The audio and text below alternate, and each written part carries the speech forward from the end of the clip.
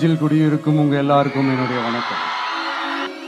இந்த உலகத்துல எது சரி எது தவறு அப்படின்றத அனலைஸ் பண்ணி பார்த்தாலே போதும், ஒரு குழப்பம் இல்லாத ஒரு தெளிவான ஒரு வாழ்க்கையை ஒன்று வாழலாம். எதுக்கும் ரொம்ப எமோஷனல்லாம் ஆகாதீங்க, அவ்வளோ வருத்தலாம் இல்லை. Sky is vast and wide and you have strong wings. So feel free to fly like a bird with courage, conviction and confidence.